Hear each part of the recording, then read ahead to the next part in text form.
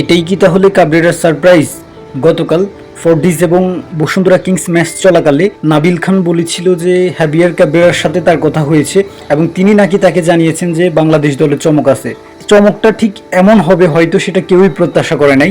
এখানে একটা বিষয় না বললেই নয়, বাংলাদেশের স্কোয়াড দেখার পর আমি জাস্ট একটা বিষয় ভাবতেছিলাম, বাংলাদেশের যে স্কোয়াড সেটা কি আসলেই কোচ স্বতন্ত্রভাবে ঠিক করতে পারে নাকি আসলে পর্দার আড়ালে অন্য কিছু চলে। সত্যি বলতে বাংলাদেশের স্কোয়াড দেখার পর কাবরেরা সম্পর্কে আমি জাস্ট দুইটা কথাই বলতে চাই।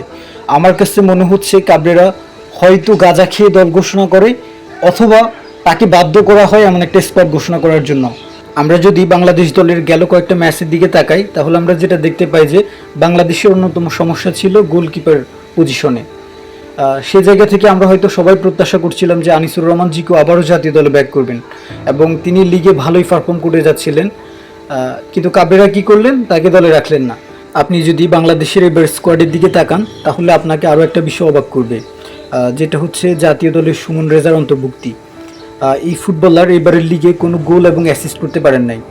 শুধু লিগ বললে ভুল হবে, তিনি ফেডারেশন কাপেও কোনো গোল করতে পারেন নাই। এমন একজন ফুটবলারকে আবারও দলে অন্তর্ভুক্ত করা হয়েছে। যদিও সুমন রেজার অন্তর্ভুক্তিটা এবারই প্রথম না, এর আগেও তিনি অনেকবার কোনো পারফর্ম করা ছাড়াই জাতীয় দলের সুযোগ পেয়েছেন এবং আপনি যদি তার জাতীয় দলের ইতিহাস দেখেন তাহলে তিনি মাত্র একটা গোল করতে পেরেছেন, বিপরীতে তিনি খেলেছেন 28টা ম্যাচ। অথচ এবারের গড়ওয়াল লিগের অন্যতম সেরা পারফর্মার মিনহাজুল করিম স্বাধীনকে স্কোয়াড থেকে বাদ দেওয়া হয়েছে।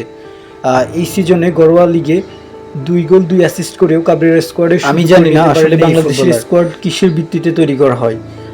আমি শুধু এইটুকু বলতে চাই, আপনি যদি যোগ্যকে সুযোগ করে না দিতে পারেন তাহলে আপনি কখনোই আন্তর্জাতিক মঞ্চে ভালো করতে পারবেন না।